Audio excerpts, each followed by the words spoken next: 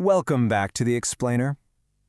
So, today we're tackling something that usually feels like a massive culinary mountain to climb, but honestly, it turns out to be a total walk in the park. We are diving into a guide from the Thai cooking channel Kin Dai Aroi Doi to decode an amazing dish called Lon Tao Jiao Mu soup. Let's figure out exactly why this rich coconut-based simmered dip is literally the perfect, most forgiving gateway into authentic Thai cooking. You know, cooking Thai food at home for the very first time can feel deeply intimidating, right? You probably picture fiery hot woks, complex curry pastes with 20 different ingredients that take hours to pound, and this terrifying balancing act of extreme spices. But I want you to completely set those fears aside.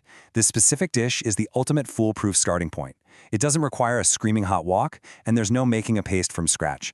It's just a gentle, simmering process that rewards patience and basic observation, which makes it incredibly beginner-friendly. Okay, let's dive into this. To master this recipe, we've got a clear 5-step roadmap for you today. 1. Essential prep. 2. The preheat secret.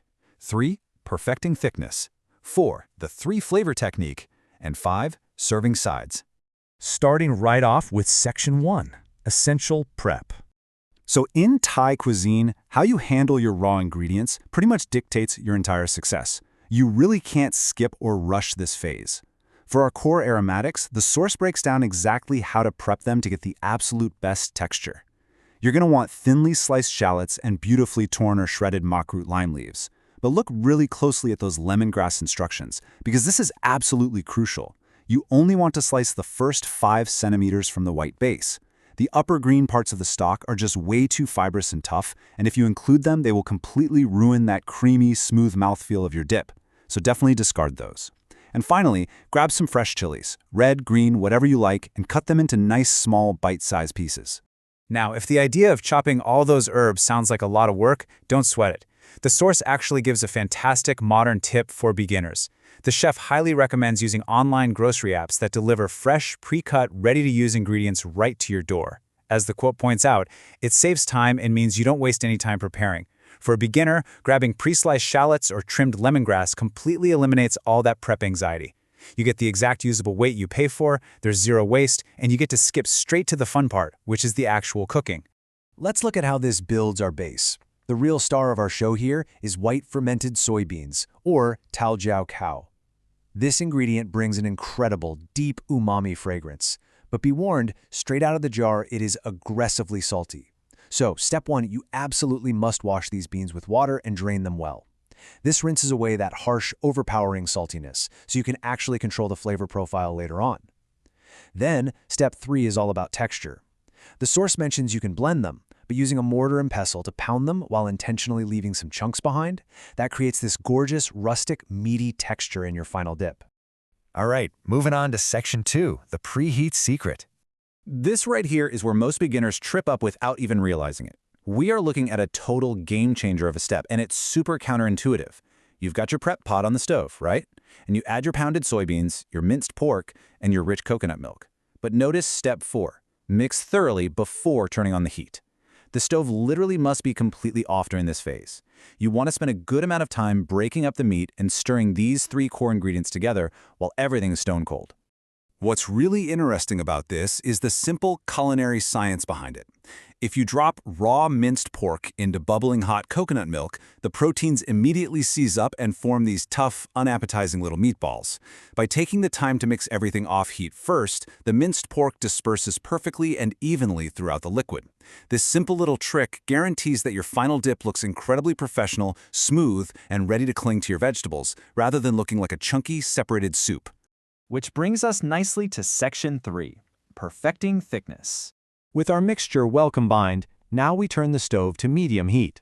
The difference between an okay Thai dip and an extraordinary one really comes down to visual consistency. You need to watch your pot closely here to avoid it getting too watery. Remember, Lon is a dipping sauce. It's not a green curry or a broth. If it's watery, it simply won't stick to your vegetables. The perfect Lon achieves what the chef calls minam minua, which loosely translates to having both liquid and meat.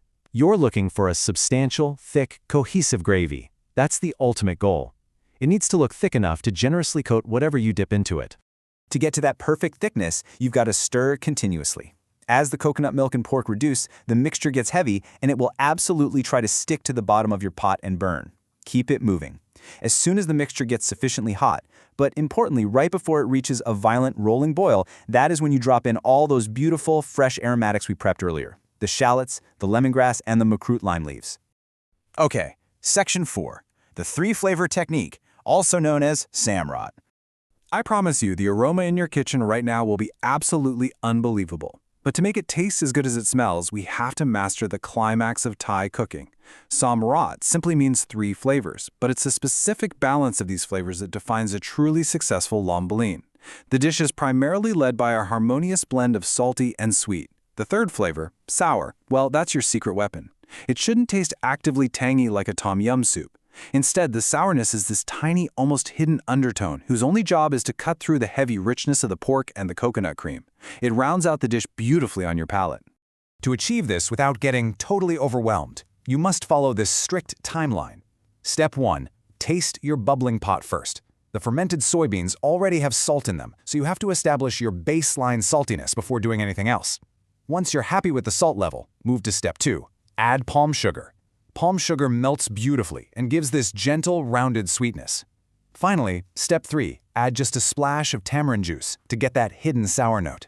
So the crucial point is this: never add all your seasonings at once. The source stresses this heavily. If you just dump salt, sugar, and tamarind in simultaneously based on some written recipe, you are flying blind. The natural saltiness of those soybeans varies wildly from jar to jar. By building the flavors step by step, salty, then sweet, then sour, you are in total control. You guarantee that you won't ruin your beautiful dish by over-seasoning it. And once those flavors are perfectly balanced, turn off the heat and toss in those fresh, colorful chilies we set aside earlier. Letting the residual heat soften the chilies releases their vibrant color without making the dish crazy spicy. And that leads us to our final step. Section 5. Serving sides.